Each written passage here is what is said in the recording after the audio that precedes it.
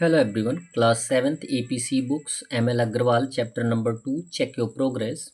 Question number 6 दिया गया है कि mister Mukherjee gave 5/14 of his money to his सन।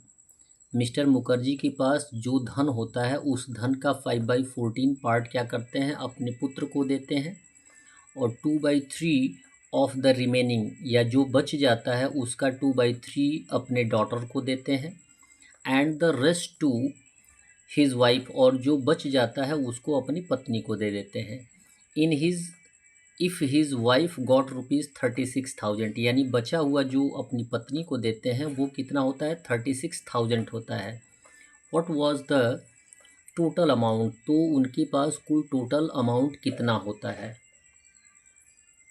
कैसे सॉल्व करेंगे, टोटल अमाउंट हमें फाइंड आउट करना है, तो टोटल अमाउंट को हम लेट कर लेंगे। तो लिखेंगे सॉल्यूशन में late assume the total amount भी एक्स, मान लेते हैं कि उसके पास टोटल अमाउंट जो है एक्स रुपीज़ है। शेयर ऑफ द सन, तो टोटल का वह 5/14 क्या करते हैं, अपने पुत्र को दे देते हैं, तो 5/14 ऑफ एक्स फाइंड आउट करेंगे तो 5x/14 आ जाएगा। ये उनके पुत्र का शेयर है। अब जो बच जाता है उसका कितना बच जाता है, पहले रिमेनिंग अमाउंट फाइंड आउट कर लेंगे। तो रिमेनिंग अमाउंट जो होगा टोटल में से जो उनके पुत्र को मिला है उसको माइनस कर देंगे, तो x माइनस 5x/14, एलसीएम 14 होगा, और 14 से x में मल्टीप्लाई कर देंगे, 14x माइनस 5x होगा, और 14x में से 5x माइनस कर देंगे तो 9x/14 ये रिमेनिंग हो जाएगा। यानी इतना धन उसके पास अभी है, और जो बच जाता है उसका 2/3 शेयर जो है अपनी पुत्री को देता है। तो लिखा जाएगा डॉटर शेयर कितना, जो रिमेनिंग होता है उसका 2/3, तो लिखते हैं 2/3 ऑफ 9x/14। हमने अभी फाइंड आउट किया है 9x/14 बचा हुआ जो है, तो 3 से 9 को रेड्यूस कर देंगे 3 आएगा, 2 से 14 को रेड्यूस कर देंगे तो 7 आ जाएगा। अब मल्टीप्लाई कर देंगे 3x/ हो जाएगा 7, ये हो जाएगा उसके डॉटर का शेयर, उसके पुत्र का शेयर आ गया, उसके डॉटर का शेयर आ गया, और जो बचा हुआ टर्म है जो कि अपनी पत्नी को वो देता है, तो उसकी वाइफ का शेयर कितना है, 36,000। क्लियर है। तो ये आप जानते ही हैं कि टोटल मनी जिसको कि आप कई पार्ट में डिवाइड कर देते हैं, उन सबको ऐड कर देंगे तो उसके पास कितना कुल रुपया था ये आपको आसानी से मिल जाएगा। तो अकॉर्डिंग टू क्वेश्चन लिखेंगे कि टोटल मनी इक्वल हो जाएगा share of his son, share of his daughter and the share of his wife. Add कर देंगे तो टोटल मनी आ जाएगा। अब यहाँ पे लाइक टर्म को एक साथ कर देंगे यानी ट्रांसफ़र कर देंगे तो सिंबल चेंज हो जाएगा, x माइनस हो जाएगा 5x/14 माइनस 3x/17 इक्वल हो जाएगा 36,000।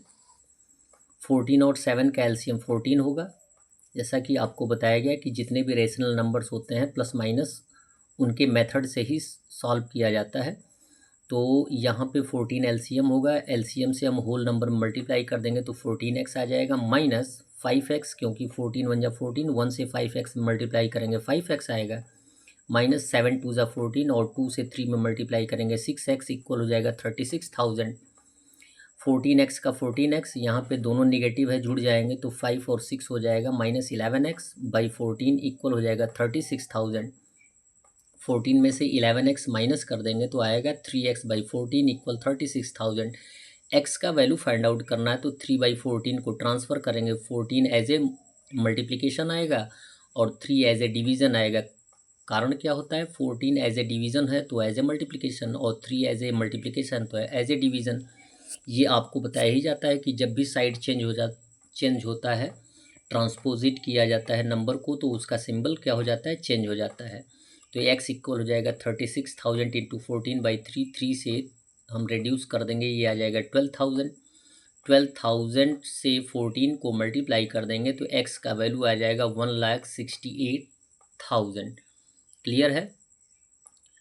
और इसमें उसका इनिशियल अमाउंट होगा तो लिखेंगे hence the total amount is 1,68,000। That's all. Video को लाइक करें और चैनल को सब्सक्राइब करें, साथ में अन्य लोगों को भी बताने का प्रयास करें कि आपके इस चैनल पे प्रोग्रेसिव मैथ्स क्लास 7 का सॉल्यूशन मिलेगा। धन्यवाद।